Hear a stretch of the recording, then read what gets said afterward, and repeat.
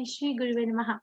Shri Chaitanya Manobhishtam Sthapitam Yena Bhutale Swayam Rupa Gadamahyam Dadati Swapadantikam. Hey Krishna Karuna Sindhu Deenbandhu Jagatpate Gopesha Gopika Kanta Radha Kanta Namastate Sapta Kanchana Gaurangi Radhe Vrindavaneshwari Vishvanusute Devi Pranamami Hari Priye. Jai Shri Krishna Chaitanya Prabhu Nityananda Shri Advait Gadadhar Shivasadi Gaur Bhakti Vrinda. Hare Krishna, Krishna Krishna, Hare Hare, Hare Ram, Ram Ram Ram, Ram Ram Hare Hare Hare. Hare. Okay, so how is the project going? Is any one of you doing? I saw so many messages. Put me in this group. Put me in that group. How is that going? Yes, Mata, going well. Yeah, you all are able to do it. Yes, Mataji. Yes, Mataji. Nice. So we have. Oh, by the way, the dates for February. I will put it out. But February 3rd, 12th, 17th, and 23rd. I'll put it out. But 3rd, Krishna, 12, 17, and 23rd. Okay, Okay, Mata. Krishna. Okay, Mataji. Okay, thank you. So you can chant behind me. Om Namo Bhagavate Vasudevaya. Om Namo Bhagavate Vasudevaya. Om Namo Bhagavate Vasudevaya. Om Namo Bhagavate Vasudevaya. Vasudevaya. Om Namo Bhagavate Vasudevaya. Om Namo Om Namo Bhagavate Bhagavate Vasudevaya. Vasudevaya. Reading from Bhagavad Gita as it is. Last time we did from what verse to what verse? Till 50, Mataji. Till 50, Till 50, I think, Mataji. 52 we have to start, Mataji. 52, okay. okay, but where did we start from last time? We started from 41. We did so 40, many 41. verses, huh? 41. 40, 41. Yeah. Neha Bikra. Wow, amazing. You guys are, I'm doing so many verses with your class. That's, you all are very nice listeners. Very nice. Okay, so this was the answer to what question of Arjuna? That he was giving what reason that I'm not going to fight, and Krishna is speaking all this in response to what argument? 38 to 53. I'm just going to mute everyone. There's some background noise, and then please tell me. You can raise your hand or type from 38 to 53. What issue or what concern of Arjuna has been addressed by Krishna? Nobody?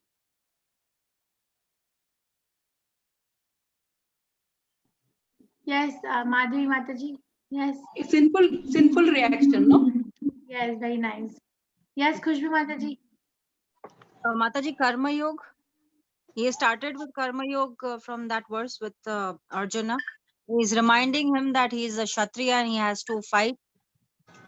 That's yes, his very karma. nice. That's the answer. But what was Arjuna's concern for not fighting in that particular thing that No. he's using? The elders, No enjoyment, he said. Mataji. Mataji, the people he's fighting with are his elders and relatives. So sinful. The question that addresses that sinful. Arjuna is saying it is sinful to defeat or to kill the elders. Okay. Yes. So from 38 to 53rd verse, that's what has been addressed by Krishna. Thank you. And Krishna is saying it is not sinful. Krishna is using so many tarka vitark. Because if you don't do your prescribed duty, that is sinful. If you do a prescribed duty, that is not sinful.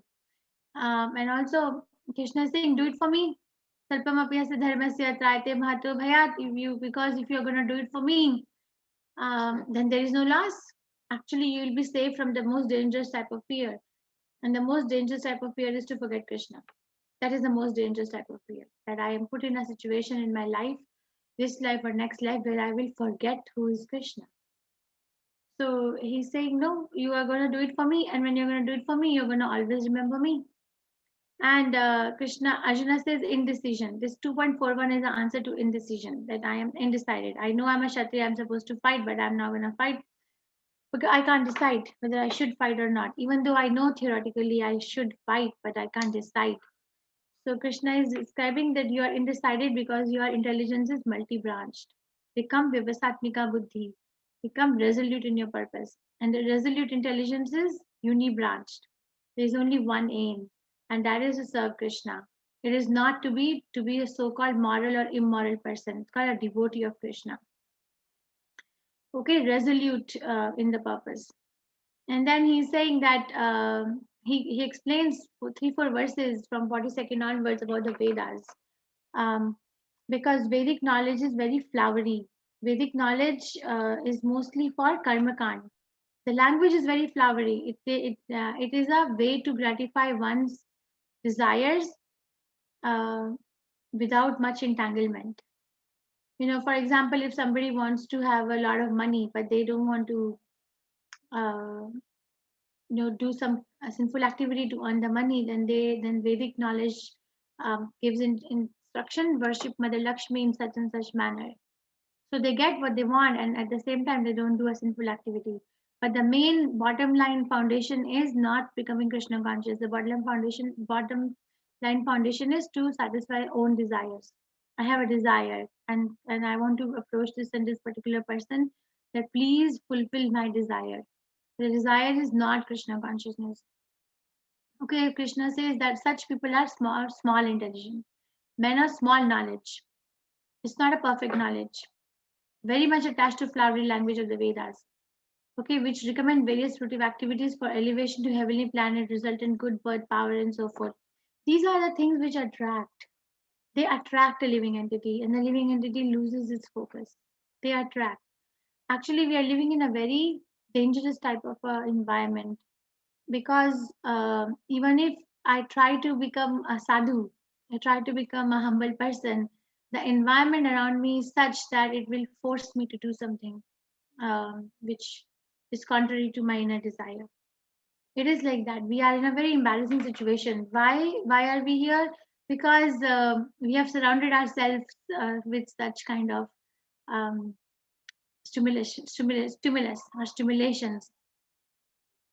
So how do we, so like for example, when we are walking on the road, just observe your own self. I observe myself.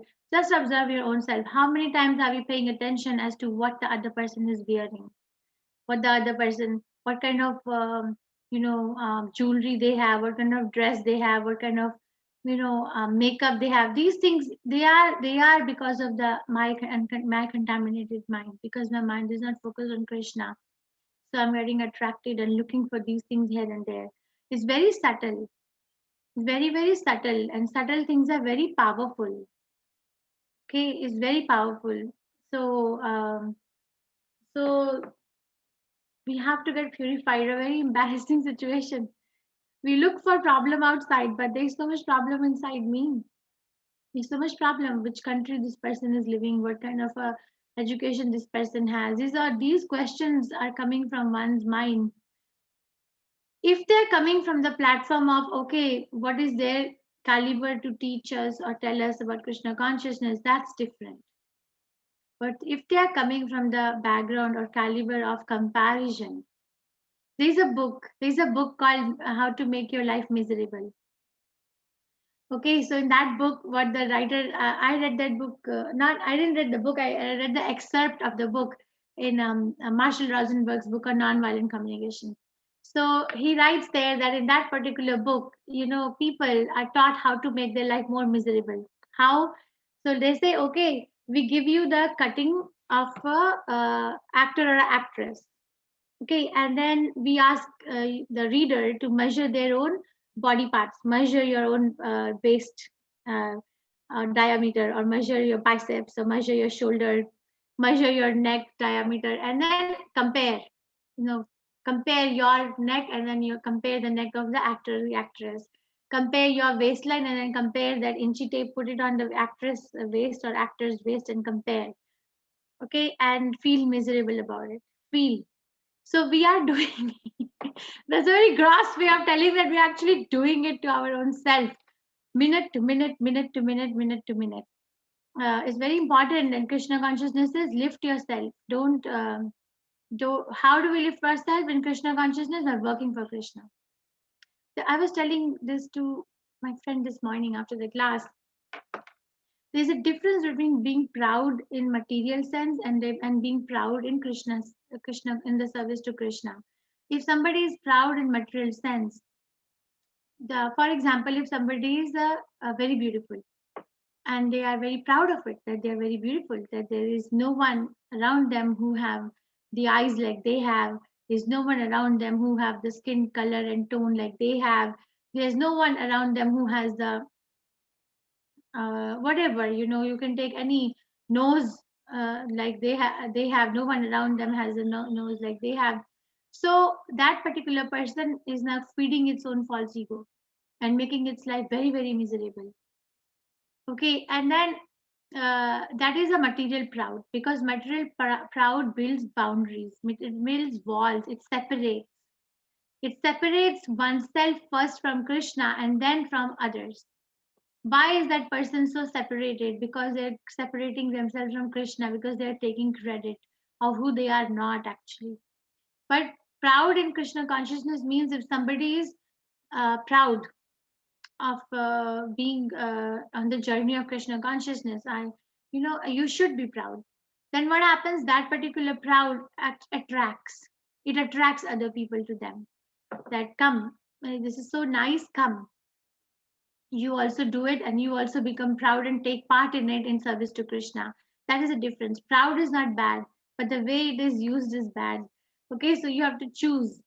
So Krishna is saying Vedic language is very, very flowery, and and people who are going to Vedas and they call themselves as Veda Vadrata, but actually they are not, because they are fulfilling their desires. So they cannot become resolute in purpose to Krishna. They cannot. Their mind is very disturbed. And Krishna says that therefore come up, because whatever evidences you're giving, killing the elders or not killing the elders, it is correct from Vedic scriptures, but come up, because the language is very flowery. You have to be Trigunya Vishayar Veda. Nishtrigunya Bhavarjuna. Get up, go away. Get up from there, even from the platform of goodness. I was listening to Prabhupada a few minutes ago. He was saying, Vedic knowledge means jnana. Jnana means mode of goodness. And Krishna says that mode of Prabhupada was comparing it to the stool. So he said there is a stool, okay, on the field, and the stool is dry. So that dry stool is compared to mode of goodness. And if it is wet, depending on the degree of wetness, it is compared to mode of passion or ignorance. This Prabhupada was giving. I'm sorry, this is gross example, but I can share. It was 1968 lecture in Montreal on Isopnishad verse 1. I was listening and Prabhupada was saying, and then Prabhupada said, but at the end it is a stool. Even goodness, passion, ignorance, the goodness has to be given up. So Vedic knowledge is making you a good man, a very mode of goodness, but give up, because you have to situate yourself in transcendental goodness. And by serving Krishna, we serve all the Vedas, because Krishna says, Vedesha sarver ahameva vedya. Don't think that you are doing something contrary to the Vedic literature, because you're ultimately coming to the goal of the Vedas. People who are doing something within the Vedas are still circumambulating and in that whirlpool of the language. But you serve me and you're at the end. Vedanta. Vedanta with Veda with Eva Chaham. Vedanta Krit Veda with Eva Chaham. So I'm the end of the knowledge and I'm the compiler of the Vedas. Okay, and then he says, then he comes back to the karma kand section, that it is your prescribed duty to work. If you're not working, then you're not a Kshatriya. But it is your prescribed duty to work, but you don't have any right to the action. Your right ends with the duty. That's it. I think I gave example of a mother. So a mother is a duty. It's a duty of a mother and father to take care of a small child. It's a duty. If they are not taking care, then it is not their. Then their mother and father only in name, right? So if they're taking care, it is their duty. Now, how the child turns out, if the child is going to take care of them or not, that is separate issue. That's not a part of the deal. We confuse things. We confuse that, okay, today I'm going to take care of you, my dear child. Tomorrow when you grow up, you take care of me. But it's not like that. It may be for the child, that is child's duty, but for me, my circle of influence ends that I have a duty to take care of a child as a mother or as a father. Whether the child does gives back or not, I don't know. The result is very, very separate. So very subtle. Okay, and Krishna says, become steadfast. Why are you so shaking on your platform of Krishna consciousness? Become steadfast, and I am telling you to perform your duty. And you have to abandon all attachment to success or failure. I really find it fascinating. Success or failure. Krishna is denying both because we generally have an attachment to success. You know, for example, if I'm writing a very tough exam and I'm going to pass it, then I'm going to go to the college, then I'm going to pass the college, then I'm going to get a bigger degree, and then I'm going to go for more big degree, and then I'm going to work in such and such place, and I'm going to be very nice in doing my work, and I will be so I'm attached to my success, right? But Krishna says abandon attachment to success also. And that evenness of mind is called yoga. Krishna is not saying that make your mind null and void. Am I not audible? You are Mataji. You are Mataji. Okay, thank you. Dr. Now Rao, audible, Mataji. Dr. Rao, I'm not audible to you. Audible, Mataji. Okay. So, what was I saying? So, abandon the result of both success and failure. But he's not saying that make your mind blank. No, there's got to be something. So, what do we fill our mind with? If I'm abandoning the attachment to success and failure, what do I put in this mind? Service. Service to Krishna. Okay. God, man proposes, God disposes. Just service. Krishna, if you wish, then this will happen. And if you don't wish, then this will not happen. In either way, let me do my best. Okay, and then this is a formula that we get rid of both the good and bad result of our actions if we do it for Krishna under the supervision of a guru. See, man engaged in devotion service rids himself of both good and bad actions even in this life. Even in this life that we are in, we can get rid of this good and bad. Even in this life. It's so nice. Krishna consciousness is very nice. We have to start from 51. No, we did this. I remember saying wise. The definition of a wise person is 52, Mataji, 52. 52 Mataji. thank you.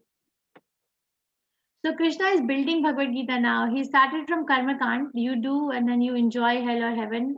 I'm sorry, not hell. Enjoy the heavenly planet or enjoy the earthly kingdom. And then he's saying that he's lifting Arjuna from doing Karma Yoga. Do it as a prescribed duty. And then he's saying that become a Vivasatmika Buddhi. And then he's disregarding the Vedic knowledge. And then he's saying, again, he's coming back that your right is only till the duty. You don't have a right over the result of a duty. For example, if somebody comes to your house to clean your house, and then they say, okay, because I'm cleaning your house, I have a right to live in this house because I'm cleaning your house. This is my right. That's not proper. Their right ends with the duty. And what is the duty? To clean. And what is the right? To just do what they have been told to do.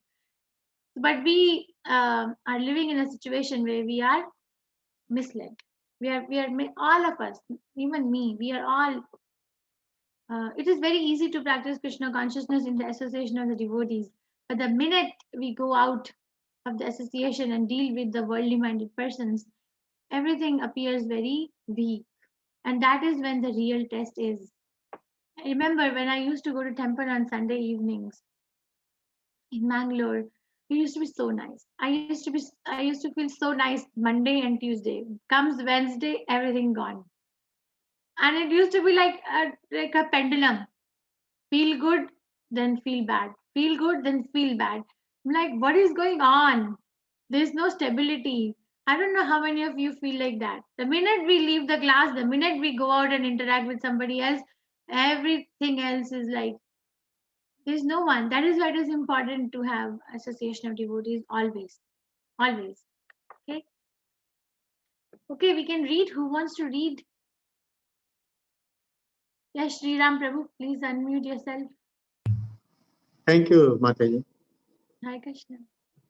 Yada te moha kalilam buddhir vyatitashyati tada gantasi nirvedam srotavyasya shrutasya cha. Translation. When your intelligence has passed out of the dense forest of delusion, you shall become indifferent to all that has been heard and all that is to be heard. Purport. There are many good examples in the lives of the great devotees of the Lord, of those who became indifferent to the rituals of the Vedas simply by devotional service to the Lord. When a person factually understands Krishna and his relationship with Krishna, he naturally becomes completely indifferent to the rituals of fruitive activities. Even though an experienced Brahmana, the Madhavendra Puri, a great devotee and acharya in the line of the devotee, says, Sandhya Vandana Bhadram Astu Bhavato Bho Snana Tubhyam Namo Bho Devaha Pitaras Cha Tarpana Vidahu Naham Shamaha Kshama Etam Yatra Kopi Nisadya Yadhava Kulottamasya Kamasa Dvisa Samaram Smaram Agham Harami Tad Ala Mani Kim Anyane Me. O Lord, in my prayers 3 times a day, all glory to you. Bathing, I offer my obeisance unto you. O demigods, O forefathers, please excuse me for my inability to offer you my respects. Now, wherever I sit, I can remember the great descendant of the Yadu dynasty, the enemy of Krishna, and thereby I can free myself from all sinful bondage. I think this is sufficient for me. These Vedic rites and rituals are imperative for neophytes, comprehending all kinds of prayer 3 times a day, taking a bath early in the morning, offering respects to the forefathers, etc. But when one is fully in Krishna consciousness and is engaged in his transcendental loving service, one becomes indifferent to all those regulative principles because he has already attained perfection. One can reach the platform of understanding by service to the Supreme Lord Krishna. He has no longer to execute different types of penances and sacrifice as recommended in revealed scriptures. And similarly, one has not understood that the purpose of the Vedas is to reach Krishna and simply engages in the rituals, etc., then he is uselessly wasting time in such engagements. Persons in Krishna consciousness transcend the limit of Shabda Brahma or the range of Vedas and Upanishads. Hare Krishna Mataji. Nice. Thank you, Prabhu. It's a very powerful statement. The range of Vedas and Upanishads is also transgressed. So, Krishna is telling him, right, that you have to work on your intelligence. We can have a very nice seminar on it, intelligence. So Krishna consciousness is difficult because the mind is disturbed. So when the mind is disturbed, it is very difficult to work with a disturbed element. Then what do we have to work with? Intelligence, because intelligence is higher than the mind. So Krishna is not saying tame your mind. Yes, he does say that tame your mind, can regulate your senses and the mind will be tamed. But the best way is to regulate the intelligence. And when the intelligence is fixed in Krishna, mind becomes subservient to it. And the dense forest of delusion. So what is this dense forest of delusion that Krishna is talking about here? You shall become indifferent to all that has been heard and all that is to be heard. What is this dense forest of delusion that Krishna is talking about? Yes. Rituals. Attachment, desires. The desires and attachments. Desires and attachments, okay? Well, that's a very broad-ended answer, Mataji, because in Krishna consciousness also we have desires and attachment. Material desires and attachments. Okay, yes. Very nice. Someone else? Dense forest of delusion. We just read about it. The routine rituals that we follow. Okay. Thank you. Yes, Duty Mataji. Hare Krishna Mataji, is it passion ignorance? Mataji? Even goodness also. Goodness, yeah. Yes, Mataji. Okay, thank you. Thank you, Mataji. Hare Krishna. Yes, who else? What is Krishna talking about? Dense forest of delusion. So Krishna is talking about the dense forest of delusion as somebody is writing. Fruitive activities. Fruitive activities, 3 gunas. Dense for yes, that is all correct. But fruitive activities, 3 gunas. But he just explained to us about the Vedic knowledge, right? Just prior to it, he just finished, right? The men of small intelligence are bewildered by the flowery language of the Vedas. So flowery, the Vedic knowledge, when it is used in doubt in fulfilling one's desire, that is a forest. It's a very, very dense and flowery language.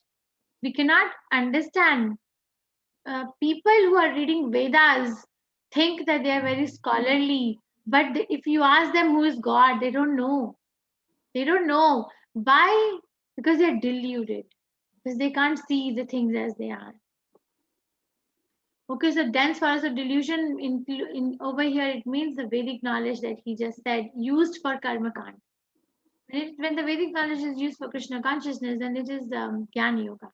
But if it is used for one's own fulfillment of material desires, it is karma kand. So you all are right. Material desires, material attachment, fruitive activities, 3 modes of nature, but they are all included in that forest of Vedic knowledge, if used improperly. Okay. What happens is that this is the platform that everyone wants to come from the big get-go. Whenever I introduce chanting in the class, my experience is next day I get at least 20 emails in my inbox by 16 rounds. You can just chant unlimited number of rounds. Everybody wants to come to the platform of that Raganuga Bhakti, where we don't have to count, we can just go on chanting. But that stage is achieved after practice of sadhana bhakti. And this stage that Madhavendra Puri is in, he's on a Raganuga Bhakti platform. It's a very spiritual elevation, Bhava Bhakti or Prema Bhakti. Okay, so to get to that platform, we do have to follow the regulatory principles. Because we don't factually understand Krishna yet. We don't factually we don't. We don't know the facts. We know the theory. We don't understand my relationship with Krishna. Otherwise, where is the room for all these problems? Depression, anxiety, attraction to something else. If it is happening, we have to be very, very honest to ourselves that I am not yet there. That doesn't mean that I can never be there. I'm not yet there.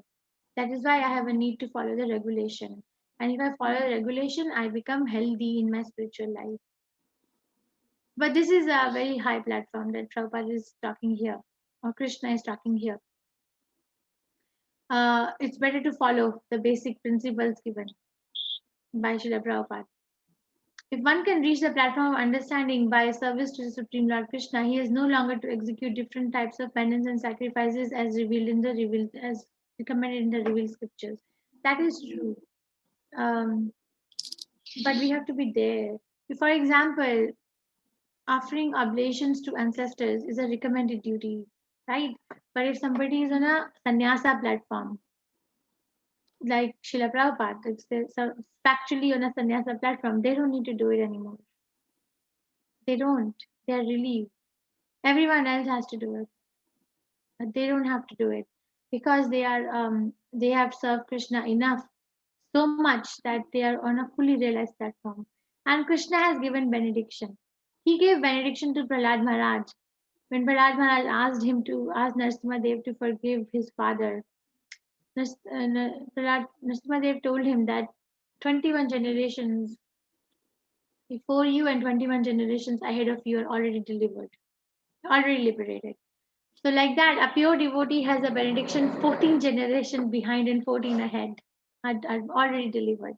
If one person becomes a pure devotee of Krishna, they can deliver so many, even though they are not there yet and they're still delivered.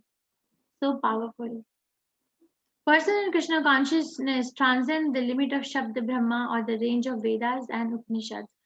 So we read in Isa Upanishad class, right, that Vedic knowledge is Shabda Brahma. It's heard, it's Shruti. It's spoken by a pure devotee and heard. You don't. It's not Smriti. It's Shruti. Upanishad is also Smriti, but a part is Shruti. So I think I don't understand this word very well, but I think what it means is that Upanishad language is also very cryptic. One can prove the impersonal nature of Krishna using Upanishad language. They can. We can. Like for example, when we come to verse number 5, the language is such. But a person who is in complete consciousness of Krishna is aware that what is written, what is the literal meaning. Are you following what I'm saying? Or not? Yes, Mataji. Yes, Mataji. So in simple language, the thing is that Krishna wants us to fix our intelligence on him. That's a simple language. Okay, 53, and then I'll show some slides from 54. Yes, Sri Lakshmi Mataji.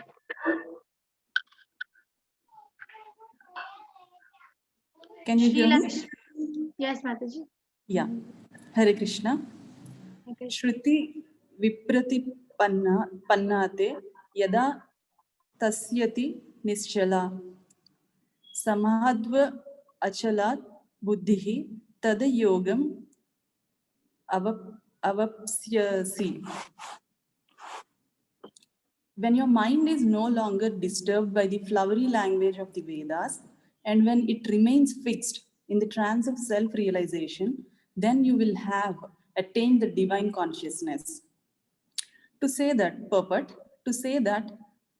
one is in samadhi is to say that one has fully realized Krishna consciousness. That is, one in full samadhi has realized Brahman, Paramatma and Bhagavan. The highest perfection of self-realization is to understand that one is eternally the servitor of Krishna and that one's only business is to discharge one's duties in Krishna consciousness. A Krishna conscious person or unflinching devotee of the Lord should not be disturbed by the flowery language of the Vedas, nor be engaged in fruitive activities for promotion to the heavenly kingdom. In Krishna consciousness, one comes directly into communion with Krishna, and thus all directions from Krishna may be understood in that transcendental state. One is sure to achieve results by such activities and attain conclusive knowledge. One has only to carry out the orders of Krishna or his representative, the spiritual master. Thank you, Mataji. So Krishna wants Arjuna to do this right in the battlefield. Right in the battlefield, Krishna wants Arjuna to be in the samadhi. Because the meaning of the word samadhi is that one has become fully Krishna conscious. And how can we become fully Krishna conscious? By working for Krishna. You see, we are very conscious of our job. We are very conscious. Some people, when they come back home, they're still working. They're working.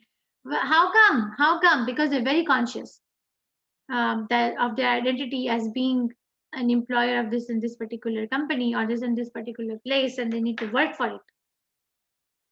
So they become recognized, right? There is so much work they're putting in, they become recognized by the place where they work. Similarly, when we work for Krishna, working, Krishna also recognizes the devotee. That yes, and that stage where we are working and thinking of Krishna. For example, if somebody goes and does clothes shopping, okay, now at the back of the mind it is that Krishna, I have to make a dress for the deities, right? That's going on. That's samadhi. That is samadhi. You are in samadhi at that time. So you're looking at the dress and you're thinking in your mind that how is this going to look on the deities. Or if you go for flower shopping and you say that how is it going to look on the garland or in the altar, That is samadhi, because you're working for Krishna. Or you go and once I go and do anything. You go to the dham, and everywhere you're going. Okay, now it's 12 o'clock. It's now I have to go to this arti at this particular temple. That's samadhi. So samadhi means action. Don't think sitting and meditation is the only way of samadhi. Gone. That's the next Satyuga when it will come. That will become the mode. But right now, this is samadhi. Chanting Hare Krishna, and you're listening, chanting, listening. So there is this battle going on between the ears and the tongue, and the mind has to be kicked out so many times. That is samadhi, right? So that is the highest perfection. Now the next verse starts that Arjuna is going to ask, oh, wait a minute, Krishna, samadhi, and that self-realized person who has realized Brahman, Paramatma, and Bhagwan feature, and who is directly in communion with you. Wait a minute, how does that person look like? Actually, Arjuna is in samadhi, but now he's gonna ask, how does that person look like? How does that person sit? How does that person talk? And how does that person walk? These are the questions he's gonna ask. So I'm gonna present from 54 to 72. So we are in the last part of the chapter now. So I'm gonna show you a little bit of a slides. Maybe I wrote in here only. Let's see.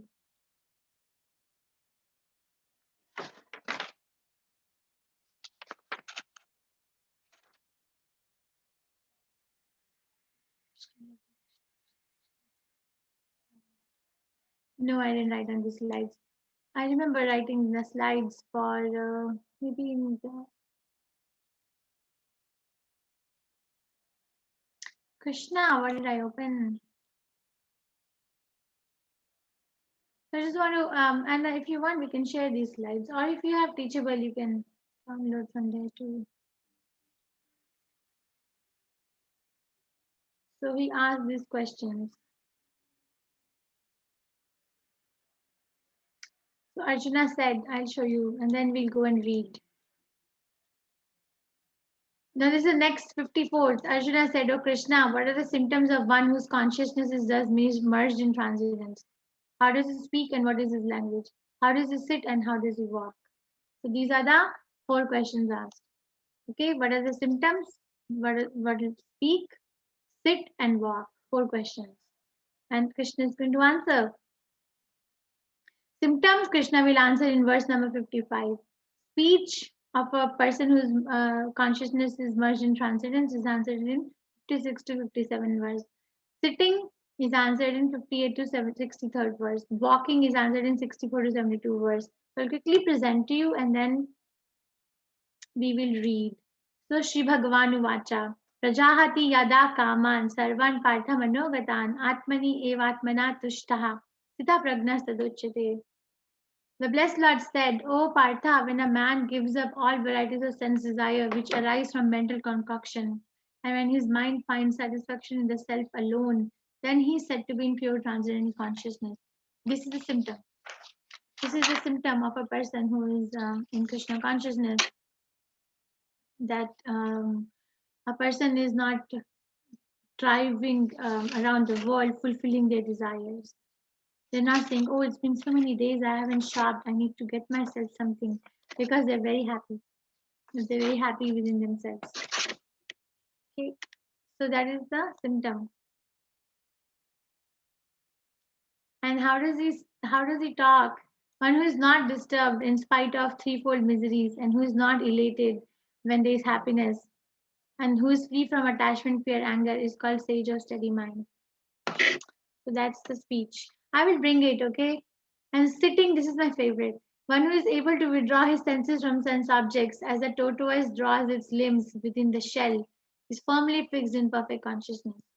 So this particular person who is in Samadhi of Krishna uses its sense organs to collect some things which is needed for the Krishna consciousness.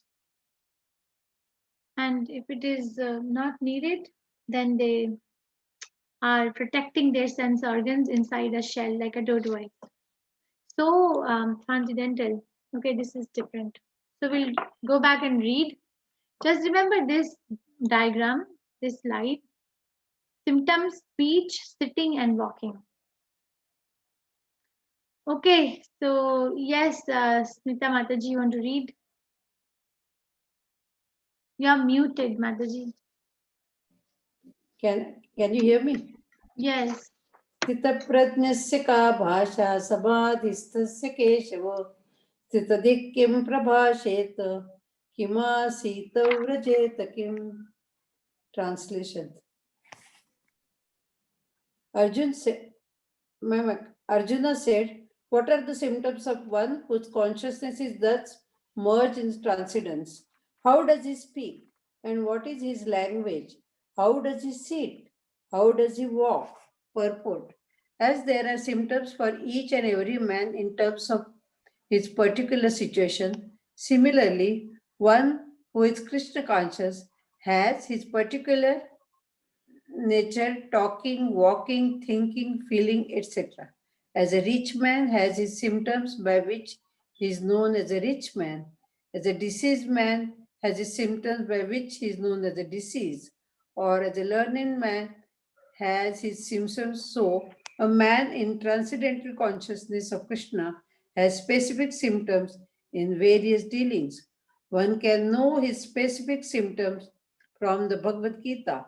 Most important is how the man in Krishna consciousness speaks, for speech is the most important quality of any man. It is said that a fool is undiscovered as long as he does not speak, and certainly a well-dressed fool cannot be identified unless he speaks. But as soon as he speaks, he reveals himself at once. The immediate symptom of Krishna conscious man is that he speaks only of Krishna and of matters relating to him. Other symptoms then automatically follow as stated below. Thank you, Mataji. So the 4 questions are cleared because now he's asking a subsequent question that he just described Samadhi. And Arjuna is like, okay, so what are the symptoms? Speech, language, sitting and walking. And Prabhupada is emphasizing on the quality of speech.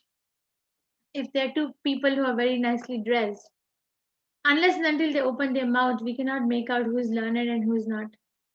Right? So speech is a very important quality of any human being.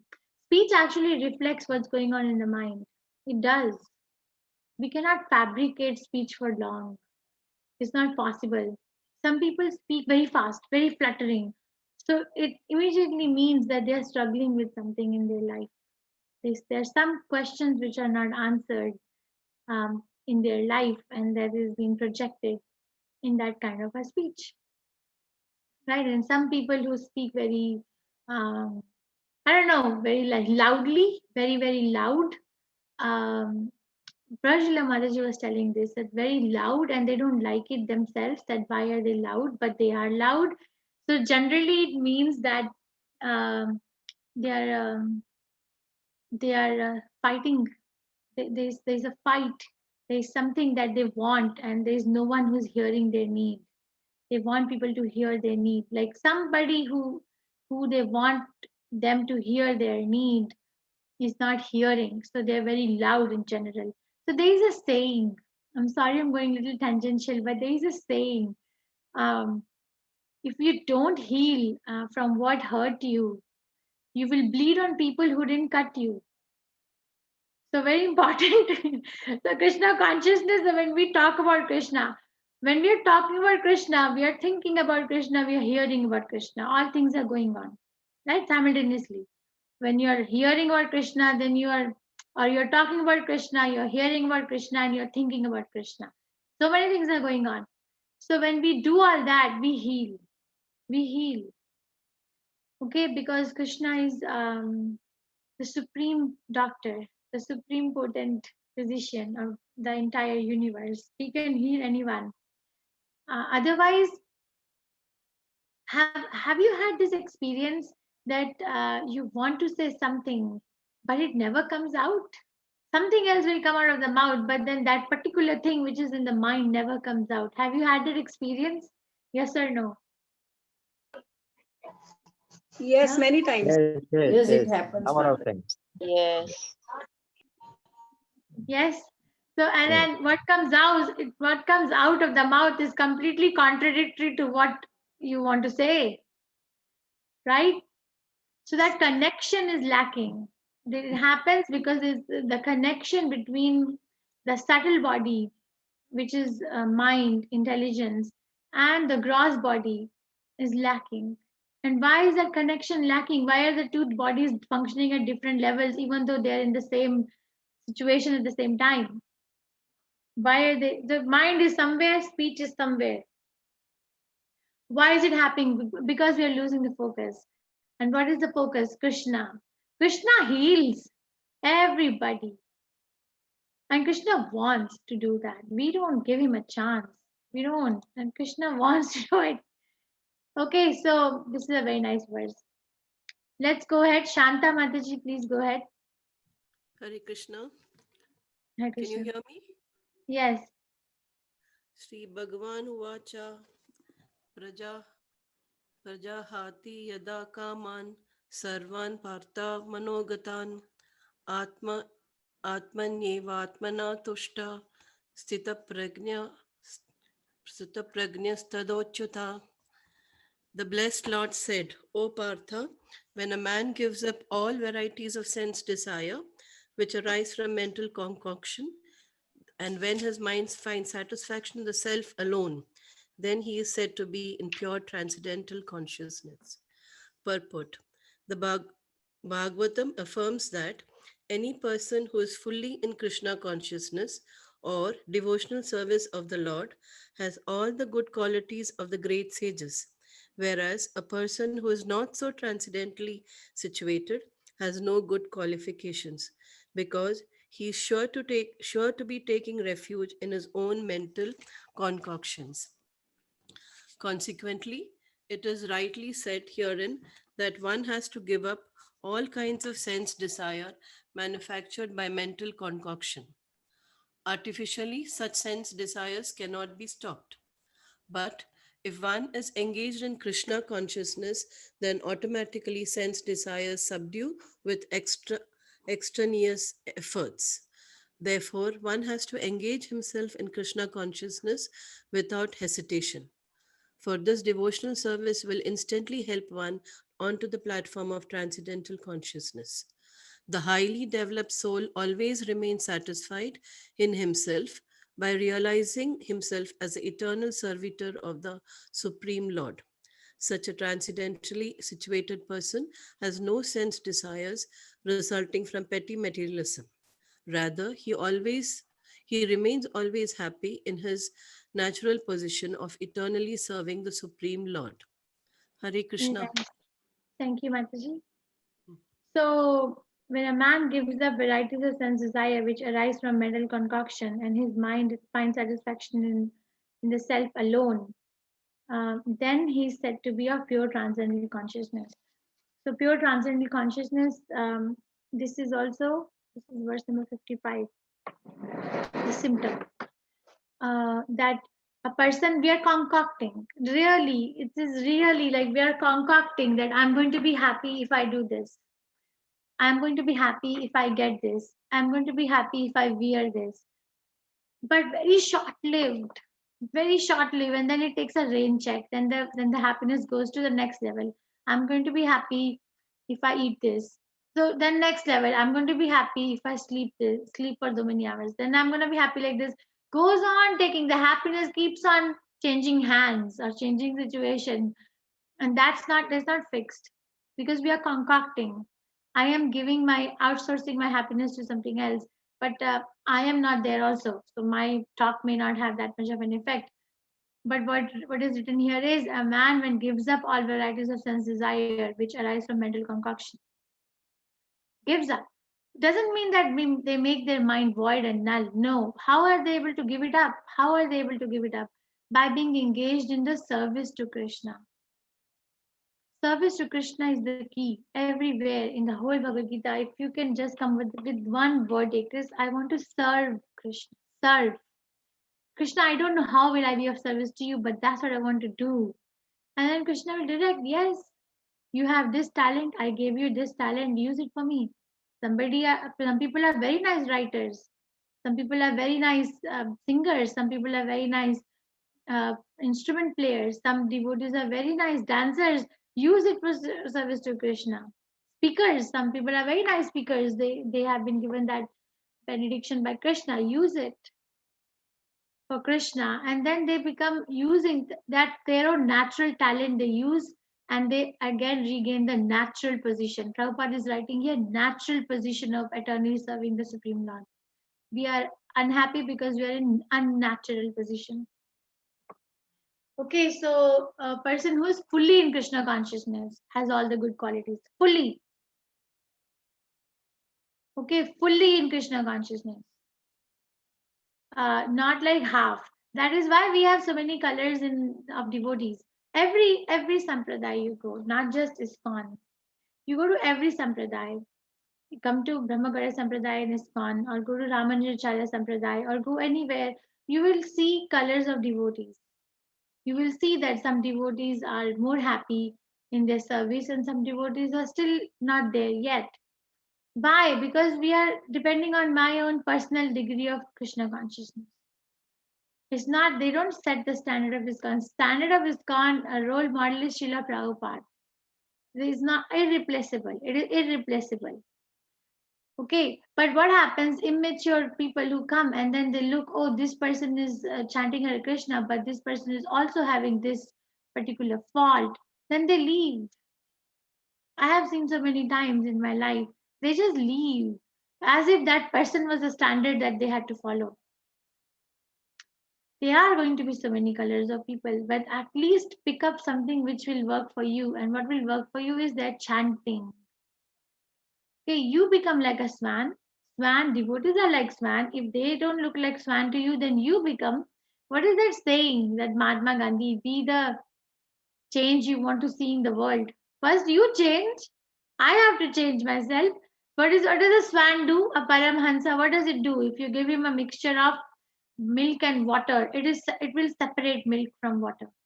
It will take the milk portion and leave the water portion behind.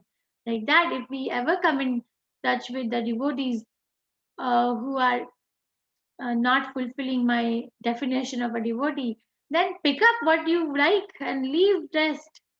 You have to leave them because you're not their spiritual master. They have a spiritual master, then they will be okay in time. They will be okay because the process is perfect. But I feel very sad when people just leave because that person was not doing what they're supposed to do. So you do? Why are you leaving? And all of us, if you come to temple, you will come across these devotees at some point in your life. If somebody is doing very nicely and they're very happy, somebody is chanting at Krishna but still not very happy. Don't lose yourself in this crowd, is what it really means. Okay, understand the verse as it is. Artificially, such sense desires cannot be stopped. We cannot stop desiring. We are living entity. It is our nature to desire. It is our nature to enjoy. How can I go against my nature? But enjoy with Krishna. Okay, and satisfy the desires of the senses with Krishna. For example, eating. Everybody likes to eat good food. Everybody. It's not a sin. It's not a sin. But if you offer food, very nice food, offer to Krishna, and then you eat that, it is prasadam, eternal. You're going back just by eating that prasadam. You're going back to Krishna. So powerful it is. But if I'm sitting and eating in the hotel, then my destination is not so nice. Okay, is it clear that when a man gives up all varieties of sense desire which arise from mental concoction? So it's not that we should stop desiring. It's that we have to regulate the desire in service to Krishna. And there's so much fun. Actually, there's so much fun. People get scared that when we are going to take to spirituality, then we have to give up. Actually, we don't give up anything. There's so many things. I have tasted food from all over the world, which I would have never tasted if I was not in ISKCON. Because Krishna has so many devotees. So many cuisines are offered to him. And then we get to relish. So many devotees sing Krishna, Hare Krishna Mahamantra in so many different melodies. It is so nice. We sit together, we read together, we serve together, we cook together, we clean together, everything is there. And we're happy together. We take care of each other. Devotee care is so important. Okay, so don't run away, because Krishna consciousness is a really colorful life. And it makes a person very beautiful from inside, and it gets onto their face. We cannot fake. You cannot fake. You cannot go and look at Navanisha Prabhu. Don't tell him again, but just go and look at him. One day, Srimad Bhagavatam class. If you're working, then go on a weekend, because class is going on every day, 8 o'clock. He gives the class most of the days, and just look at him. He's so happy, and the happiness is coming because of the austerities that they perform, and they're so happy. They look like as if they are residents of Vaikuntha. Okay, we can go ahead. 56, Duty Mataji. Hare Krishna Mataji. Hare Krishna. Dukheshu anudvigna mana sukheshu vigataspara vita raga bhaya krodha sthitha dir munir uchyate. Translation: one who is not disturbed in spite of the threefold miseries, who is not elated when there is happiness, and who is free from attachment, fear, and anger, is called a sage of steady mind. Purport: the word Muni means one who can agitate his mind in various ways for mental speculation without coming to a factual conclusion. It is said that every Muni has a different angle of vision, and unless a Muni differs from other Munis, he cannot be called a Muni in the strict sense of the term. Nasau Munir Yashyasya Matam Na Binanam. But as Sthitadi Muni, as mentioned herein by the Lord, is different from an ordinary Muni. The Sthitadi Muni is always in Krishna consciousness, for he has exhausted all his business of creative speculation. He has surpassed the stage of mental speculations and has come to the conclusion that Lord Sri Krishna or Vasudeva is everything. He is called a Muni fixed in mind. Such a fully Krishna conscious person is not at all disturbed by the onslaughts of the threefold miseries, for he accepts all miseries as the mercy of the Lord, thinking himself only worthy of more trouble due to his past misdeeds, and he sees that his miseries, by the grace of the Lord, are minimized to the lowest. Similarly, when he is happy, he gives credit to the Lord, thinking himself unworthy of the happiness. He realizes that it is due only to the Lord's grace that he is in such a comfortable condition and able to render better service to the Lord. And for the service of the Lord, he is always daring and active and is not influenced by attachment or aversion. Attachment means accepting things for one's own sense gratification, and detachment is the absence of such sensual attachment. But one fixed in Krishna consciousness has neither attachment nor detachment because his life is dedicated in the service of the Lord. Consequently, he is not at all angry, even when his attempts are unsuccessful. A Krishna conscious person is always steady in his determination. Hare Krishna Mataji. Mataji, very nice read. Very nicely read. Thank you, Mataji. So 56 and 57 is the speech, the answer to the speech. How does a person speak? Who's in samadhi? Who's in transcendental consciousness? So Krishna is saying, one who is not disturbed despite of or in spite of threefold miseries. So what are the threefold miseries? Yes, who's gonna tell me? Please raise your hand. Or raise Zoom's hand. Threefold miseries, what Krishna is talking about. Who has not answered? Madhi Mataji, you answered one time, so let me give chance to someone else. Yes, Rashmi Mataji. What are the threefold miseries? Is everyone awake? Clear. anger, I think fear, anger, and steady mind. Okay, Rashmi Mataji, go ahead. Adi Bhautik, Adi Attachment, Devik. fear, and anger. Attachment, fear, and anger Fear are and the anger. forces. They are the Yes. forces. Mhm. They are not. They are the result of a misery. They are not the misery in themselves. But yes, what are the miseries? Rashmi Mataji. Adi Bhautik, Adi Devik, and Adi Bhuta. The misery is caused Nirupama Mataji, by the body. help. Uh-huh. Misery is caused by the demigod. Adibhautik and Adhyatmic. Adhyatmik, yeah. One is I'm calamity. confused now. Adi Bhautik, then Adi Devik. then Adhyatmik. Adhyatmik. Yes. So what is Adi Bhautik? The family miseries. Family misery is so cute. Adi Bhautik is because of one's own body and mind. Because of one's own body and mind, one is suffering.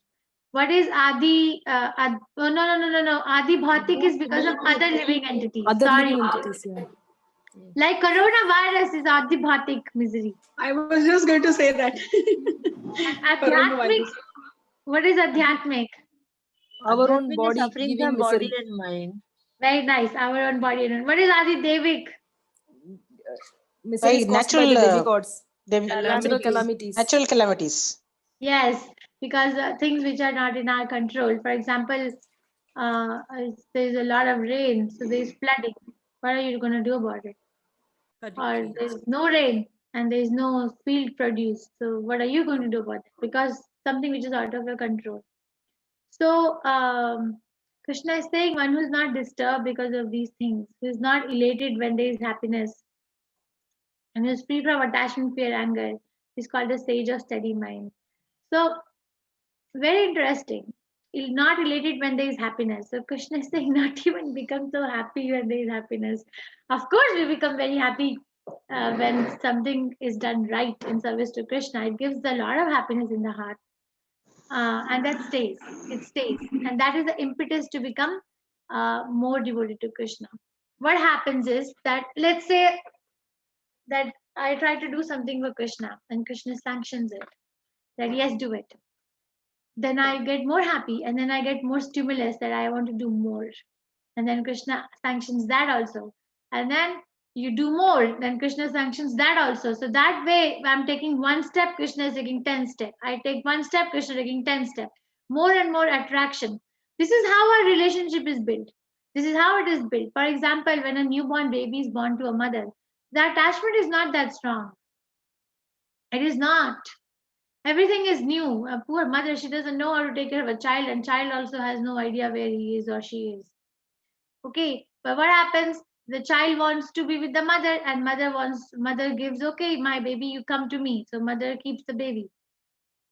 So she feeds the kid, she changes the diaper, she bathes the kid, she's like making sure the child is healthy, and the child is also behaving as if he's completely dependent on the mother. He is or she is. But eternally they're not. They both are dependent on Krishna as soul. But the relationship is now built. Couple of months pass, the relationship is more strong.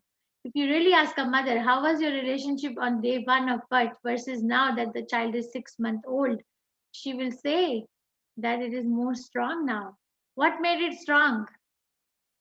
What made it strong? The service. Service. Right? The service made it strong. Like that, if similarly we get happy when there is some success in propagating Krishna consciousness, and that happiness is given by Krishna, and then we do more. That's the impetus to do more, and then Krishna sanctions that, and then we get more happy. Then we do more, and Krishna gives yes. So we do, Krishna accepts. Like a mother is doing, and a baby accepts, and the relationship becomes very strong. Like that, a devotee is doing, Krishna accepts, and their relationship becomes very strong. Very, very strong. And they don't want to give up on each other. They don't. You can't give up Krishna consciousness. It is a hot sugar juice. Okay, Prabhupada gives example of a hot sugar juice. There is inconvenience. It is not convenient in the beginning, at least. It's inconvenient. You know, if somebody is not used to getting up early in the morning, it is inconvenient. If somebody is not used to chanting 16 rounds on the beach every day for the rest of your life, every day, is inconvenient. But do it. You do it, Krishna accepts it, then your relationship becomes strong. That is the formula. Serve with love. It's a relationship of love, a lot of love. There is no limit to this love. And we are looking for it. The nectar of devotion starts with this. Bhakti Rasamrita Sindhu starts with this.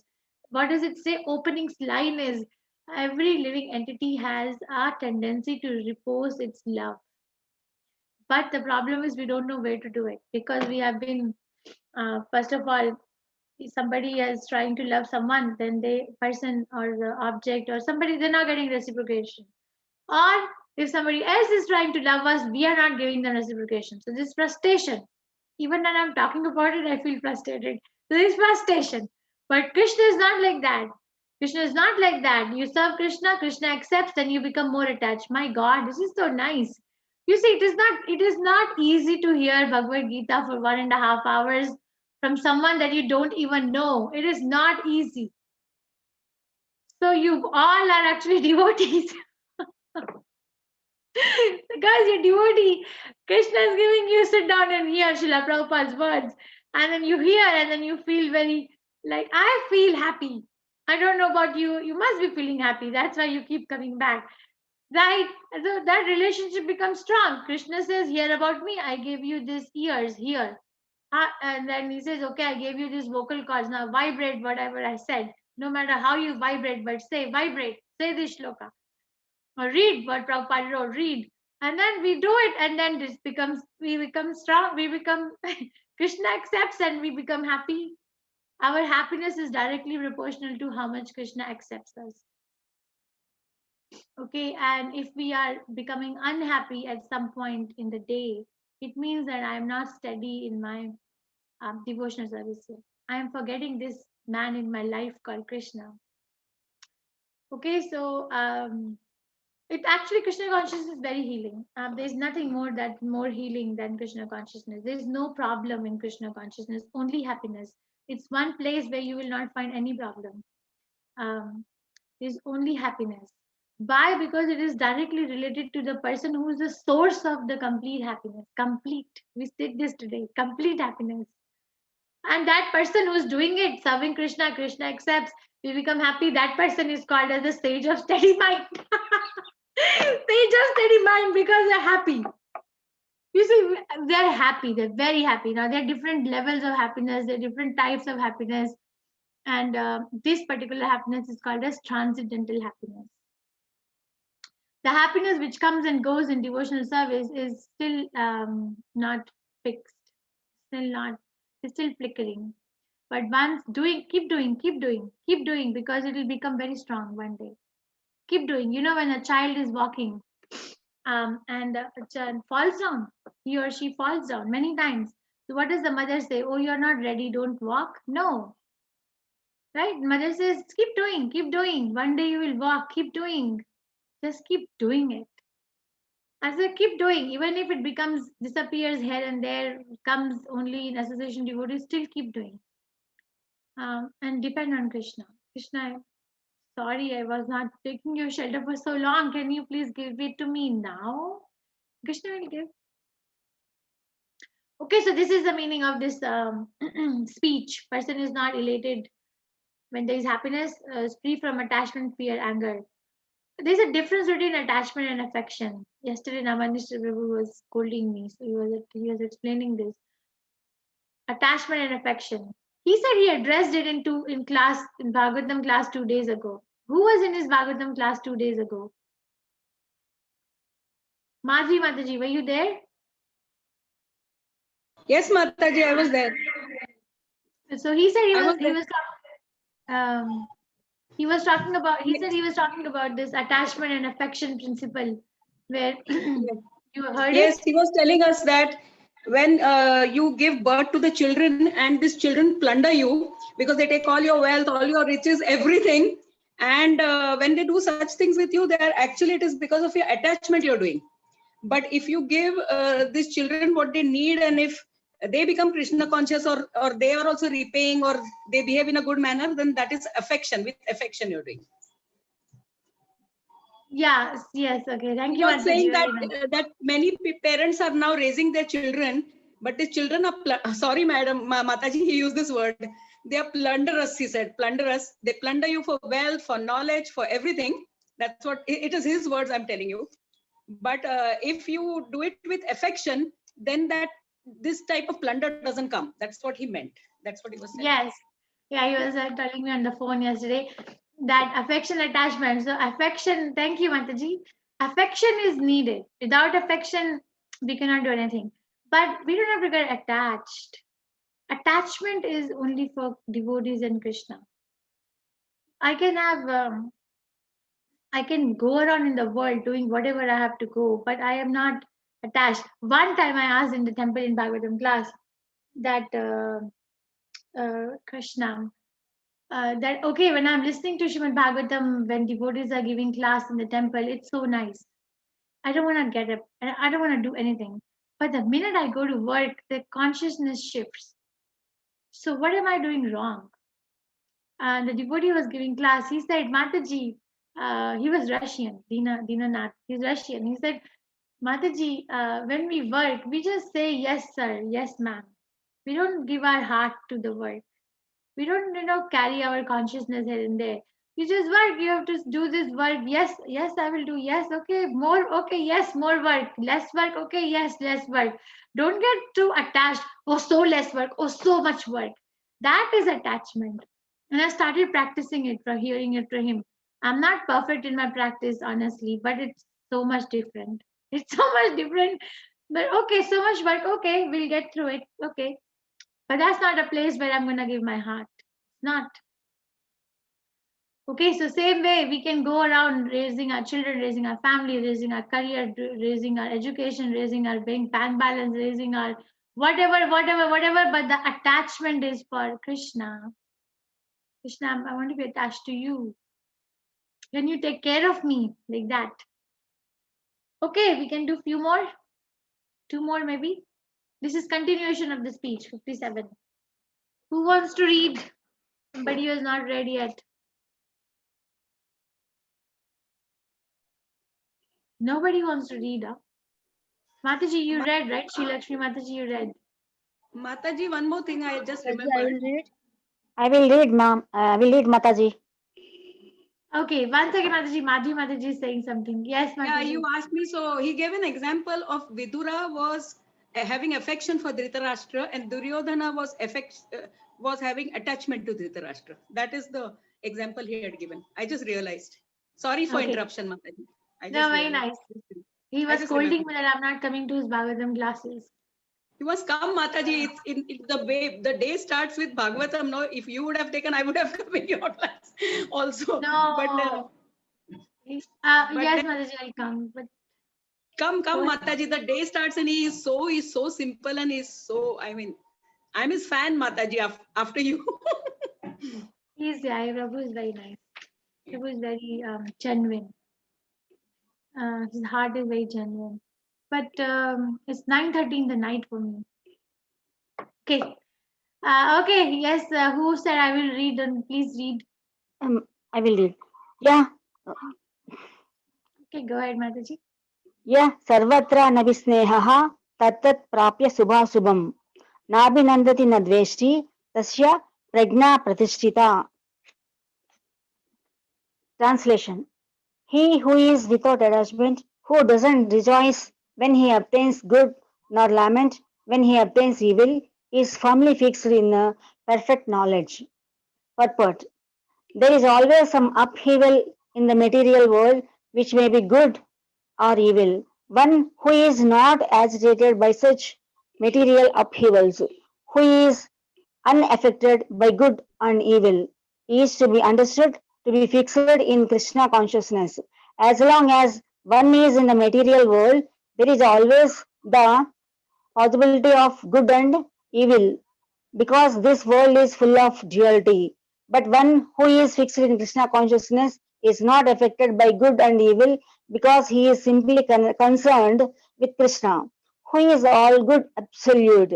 Such consciousness in Krishna situates one in a perfect transcendental position called technically samadhi. Thank you, Mataji. Thank you, Mataji. So again, this is a continuation of the speech. Who's without attachment does not rejoice when he obtains good, nor laments when he obtains evil. Is firmly fixed in perfect knowledge. You know what example comes to my mind is my Guru Maharaj does prison preaching. He preaches the prisoners. The prisoners are not, they're not looking for Krishna consciousness. They're not. They are subjected to the punishment in the prison, and they are being punished basically. They're angry. Most of the prisoners are angry people. But he goes and preaches to them about Krishna consciousness. The other way, I was talking to him, and I was asking him about something about nectar of devotion, and he said he said he'll give me the question papers to make me understand better the subject. And then he said, I used to send this question paper to prisoners in the prison, and they used to mail me back the answers. Imagine the prisoner sitting in the prison and reading nectar of devotion. So the thing is that when you preach such prisoners, and then they actually come to the transcendental platform faster. They come to, he was saying it was his experience. I have not preached. They told me to preach, but I'm a little scared. So so what happens is when someone is suffering, an extreme suffering, and has no way to go, and these devotees, they go, and like Guru Maharaj, they go and they preach to the prisoners. They start chanting Hare Krishna faster. It's fast. I would think that they will not take up, but it's very fast, and they become fixed very fast. It's transforming. One example he was giving, that there was this person who was jailed in, I don't know, maybe Iowa or somewhere in America, for murdering more than 2 people. He was a murderer. So Guru Maharaj said he preached him, and he started chanting Hare Krishna when he was a very angry man. And one day, when Guru Maharaj came to the prison, he was telling that what happened, that they had a fight. Prisoners and prisoners, they had a fight. So somebody was punching him, and fist fighting. And he said, I don't know what this Hare Krishna chanting has done to me. I did not retaliate. Otherwise, I would have killed him also. I've killed so many people. What more punishment can they give me? Killing one more person, but I did not. This Hare Krishna Mahamantra has softened my heart. So means that they're living this instruction. This Bhagavad Gita is full of instructions. Bhagavatam is full of devotees who live those instructions. So this is an instruction. Who is without attachment, who does not rejoice when he obtains good, nor laments when he obtains evil, is firmly fixed in perfect knowledge. This is the instruction. And this particular prisoner, who was not even looking for Krishna consciousness, is now maybe unconsciously or subconsciously living this instruction, not lamenting when he obtains the evil, does not want to change the situation, become satisfied. It's amazing. It's amazing that how people get changed. We can look at ourselves. Srila Prabhupada has said that if someone is very sincere in Krishna consciousness, then they will be able to understand what they were when they started and what they are now. What they are now and what they were when they started. I can talk of myself. I was not a very outgoing person, but I was definitely not like this. This was not in my ball game. Yes, we used to go out to eat in the restaurants. We used to at times go and watch movie in the theater, but the same things were there. They're still there in Bangalore. But suddenly those places became like dead buildings. There was no interest. I'm not saying that I was finding any problem in watching a movie or any problem in eating in a restaurant. I don't say that, but it just became tasteless. It doesn't mean that my life became very dull. No, but my life became so full of life. I started to know myself more when knowing Krishna. So why don't you all join in the party? The party of life. Okay, so as long as one is in the material world, there is always the possibility of good and evil because this world is full of duality. It's going to be there. Some people are going to be good, some people are not going to be so good to you. Because we are cashing out our karma and we are making more karma if we are not doing for Krishna. So on the process of cashing out karma and doing more, then we're going to come across these things. So, for example, the example given is that when someone is sitting on a boat and traveling in a sea, no matter how much comfortable the boat is, but because we are on the sea, there's always going to be some disturbance. So like that, we are in Upanishad, we will learn this aphorism, this analogy. So we are on the ocean. There is going to be something which is going to be disturbing, and there's going to be something which is going to be congenial to our practice of Krishna consciousness. But we have to be fixed. Prabhupada was giving example this morning also when I was listening. Prabhupada was saying, like for example, we have such nice arrangement to hear. We have such nice microphone, such nice seat, such nice congregation. But if somebody is not there, let's say I am in the forest, Prabhupada said, my chanting will still go on. It should still go on. And that is called Anukula Bhakti. Ahetuki Apratihata Bhakti, sorry. Ahetuki Apratihata Bhakti means it's not dependent on anything and it cannot be checked by anything. It is there, very nice, I will use it. If it is not there, very nice, I will still chant Hare Krishna. Okay. Does anyone have any questions? Let me see if I have questions. So we will start with 58 next time. And 58 is how does a person of fixed consciousness sit? Today we did the Krishna is describing what a person of fixed consciousness, which is samadhi. And then Arjuna is asking immediately the 4 questions that what are the symptoms, how does the speak, what is the speech, how does it sit, and how do they walk. And today we covered symptoms and speech. Symptoms is person who's not elated when there is in verse number 55, who's not elated, gives up all varieties of sense desire which arise from mental concoction, and his mind is finding satisfaction in the self alone. That is a symptom. And the speech is that they're steady. In threefold miseries, there is when there is happiness or free from attachment, fear, anger, and also this particular verse. Who is without attachment, does not rejoice when he obtains good or lament when he obtains evil, is firmly fixed in perfect knowledge. It's a very high stage we have to practice. What happens is when we live with the devotees, there's a lot of purification. A lot of purification. When we live with the devotees, we come in contact with our own insufficiencies.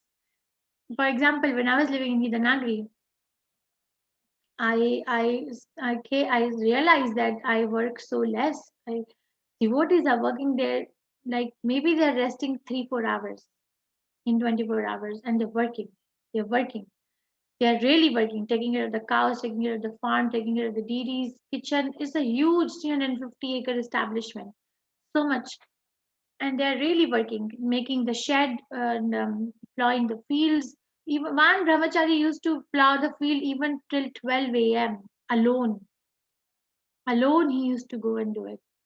So I've seen all this with my own eyes, and I felt guilty that I am working 2-3 hours in the kitchen. I'm tired. So you come in touch. So it's a purification. The purification that I was thinking for so long that I'm working so much, but I'm doing nothing. Not even half of what they do. Okay, so please read. I hope you all are reading. Are you all reading these chapters alone, or you're just reading it in the class? You are reading, Smita Mataji? Okay, very nice. Thank you. I'll bring up the questions next time. Does anyone have any questions from today? Mataji, I just wanted that quote that you had said. Mataji, you had said a quote, no? If you don't heal. Please complete that for me, please. If you don't heal from what hurt you. You don't heal from what hurt you. You will bleed on people who didn't cut you. Okay. Thank you so much, Mataji. You will bleed on people who didn't cut you. Okay. Yes, Khushbu Mataji. Hi, Krishna. Thank you. Hare Krishna, Mataji. Thank you. Mataji, my doubt is this line: the immediate symptom of Krishna conscious man is that he speaks only of Krishna and of matters relating to him. Mataji, can you please explain this again? Yes, which verse is it? 54, Mataji. 54. The last part of the purport, the immediate symptom of Krishna conscious man is that he speaks only of Krishna and matters relating to him. Yeah. So Prabhupada gives example. Let's say that I go to a stock market. Okay. And then stock market, what will be the speech over there? Kya bhav hai? What is the price of this commodity, right? Yes, Mataji. So by the speech only you will figure out that that this is a guy who belongs to the stock market. Or if you go to hospital and you sit with bunch of doctors and nurses, what will be their speech? This patient got this, I did this, this will be their talk, right? This disease is this, right? Yes, Mataji. Or if I come to your school, what will be the speech among the teachers? What do you guys talk about? About the student performances, the exams, and what the periods of the subjects, teachers, the portion to be completed. Yes. So like that, if you come in touch with a person who is fully Krishna conscious, what will be their speech? To talk about Krishna. They will be able to bring Krishna everywhere. Actually, Krishna is everything, and everything is Krishna. So it's a skill. It's a skill to bring Krishna in every situation. They will be able to bring it. So, Mataji, somehow I feel that you attract simplicity out of me. So I am thankful to you. Thank you so much, Mataji. Mataji, I have a doubt in the same thing. One more. Okay, while we are with devotees, we talk about Krishna. But when we are with non-devotees, and then this, it becomes a little bit of. How is the talk about Krishna, will be heard in the way we say? Yeah, it's not little bit. It's very difficult. It's very difficult. So, Mataji, depending on one's situation in Krishna consciousness, they will be able to practice their Krishna consciousness in that situation also. Of course, you're not going to talk about Krishna because they're not ready yet. It's not that you don't want to talk, but they are not ready. So they may commit offenses. Okay. So depending on, so if you're, for example, if you're teaching in your classroom, you can always incite a curiosity in the mind of little children, right? That let's say that you're talking about your history, right? You teach history. Yes, Mataji. So history may, let's say you take about medieval times and let's say you talk about these things and then say, okay, as compared to the modern world, the medieval time was like this. I wonder what is changing in the mind of a person that's making them move from this time to that time. So now you have incited a flame that children are going to think about, yeah, what has changed? What did change? And then slowly, because you're so intelligent, you'll be able to bring up that what changed is desire. And then slowly you build up on the desire. The desire is a function of what? Mind. So mind is, whose property is mind? So like that, we are able to bring up. I'll give you one example, which I did with my students in the hospital. So we were talking about treatment and prevention. Okay, one day we were talking, I don't know what the topic, but I know this. Yes, we were talking about treating a disease and preventing a disease. So I took example of syphilis, the sexually transmitted disease. So I said, guys, so syphilis. So the treatment is you give penicillin injection, right? Yes, that's the treatment. So everybody say yes. So what is the prevention? We were able to incite the talk. What is the prevention? And because they're older, right? They're like MD students. I was able to bring Bhagavad Gita and open the verse and show it to them. The prevention is to regulate the attachment and aversion. Verse number 34 in chapter number 3. They had like an aha movement. You can have those. Okay, I got your point, Mataji. I will definitely try this out. Yeah. It's very fun. It's a lot of fun. You don't directly take Krishna's name, but they will ask, and then depending on the audience. But if they don't, then you don't give your heart to them. You do your work, and then you need to do the work to maintain your body. It's a need. It's not a want. It's not sense gratification. It's a need. Don't be confused. But in the heart of heart, you must know that you don't belong here. You just work there. Yes, Mataji. Okay. Yeah. Thank you so much. Hare Krishna. Hare Krishna. Uma Mataji, yes, Mataji. Mataji, can you just tell once again the threefold miseries once again? Yes, very nice. It was told by Rashmi Mataji and Nirupama Mataji. Yes, Nirupama Mataji, you want to tell us threefold miseries? Yes, Mataji. It is Adi Bhautik, Adi Devik, and Adhyatmik. Adi Devik means the misery by natural calamities, and Adi Bhautik is just like Corona example, or our near and dear, those miseries. And Adhyatmik is suffering by body and mind. Yes, very nice. Mataji, you got it? Uma Mataji? Got it. Thank you, Mataji. Thank you. Hare Krishna. Yes, Sushmita Mataji. Hare Krishna Mataji.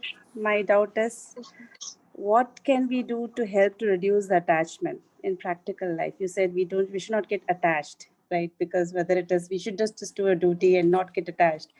Like when we get more work, we get angry. And anyway, we have to do the work, but we get angry. So how do I, control that? And suppose if I'm doing some duty or expecting something from my kid and I don't get it in return, I still get angry because I'm saying something for his benefit. But I'm doing my duty. But when I don't get the result, I get angry. So I'm getting attached. So how do I get rid of this attachment? Mataji, that's a very good question, very deep question. So there has many folds attached to it. So duty entails some level of attachment. In the sense, let's say that there is a child, okay, and the child all the time, what the child wants to do is either play video games or talk to their friends on the phone. They don't want to do any education. So the duty of the parent is to regulate that. And if they are not agreeing by the dialogue, then some discipline has to be enforced. Means that you take away the device, or you approach the parents of the other friends. Something has to be done. So one may say that, oh, I am doing it out of attachment. Why? Because whatever, they are the body, they're the soul, they're not body, they're not my children. We can say all these things, but it's not going to satisfy the self. Because we can be attached to them with Krishna in the center. I can be very attached to my son or my daughter, thinking that they have given to me by Krishna, so I must take care of them as property of Krishna. And that attachment is celebrated. That attachment is given in 10th canto Srimad Bhagavatam in Brahma Vimoha Leela. Brahma Vimoha Leela answers so many questions. So when Brahma Vimoha Leela, do you know the pastime, Mataji? Do you know this pastime? No, Mataji. So Brahma Vimoha Leela, one time Brahma got bewildered that how can Krishna be God? He's just a cowherd boy playing on his flute and going around in the village. How can he be God? So he wanted to test Krishna.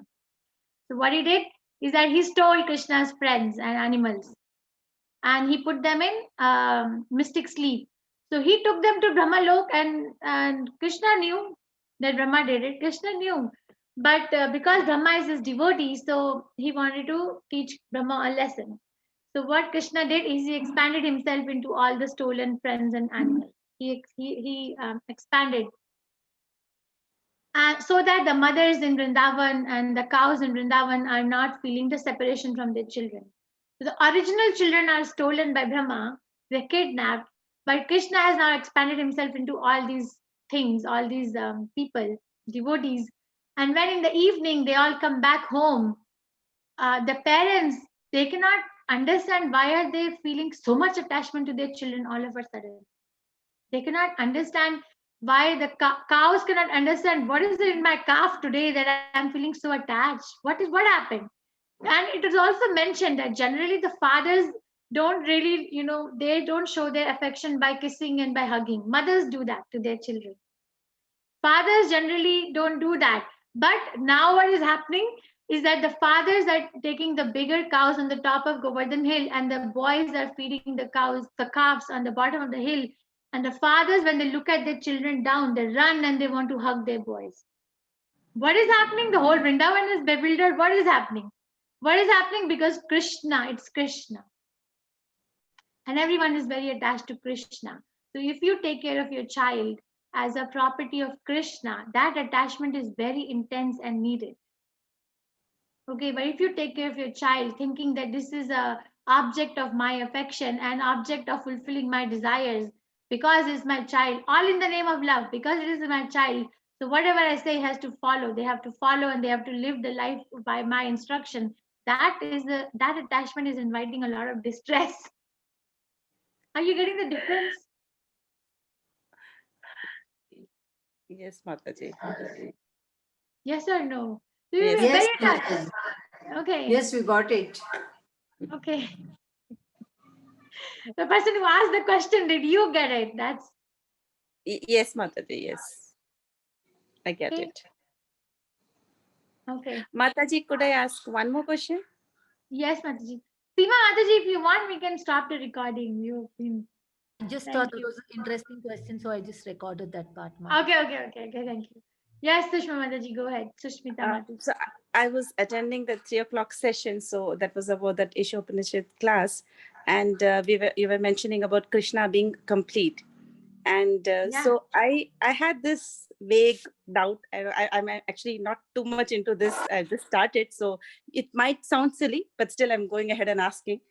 So the question is that, okay, if Krishna is complete and whatever comes out of Krishna or all his emancipations and all is complete, then why has Krishna created man and women?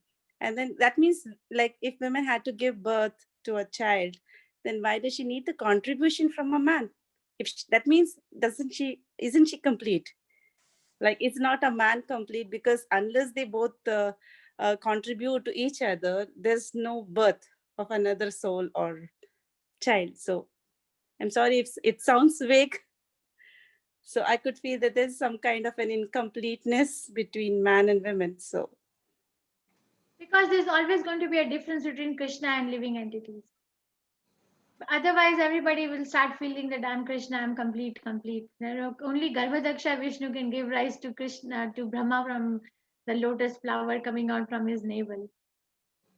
Okay, that's what comes to my realization, that I'm thinking about why Krishna gave some power and why Krishna did not give. Because if Krishna gives everything, then we'll become proud.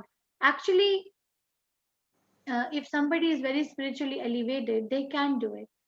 They can. There is a mystic power. I'm forgetting. It's the eighth kind of mystic power, where one can create anything they want, a man or a planet. It's on my whiteboard over there, but I'm forgetting the name. But they can. But as long as we are spiritually not elevated, we have to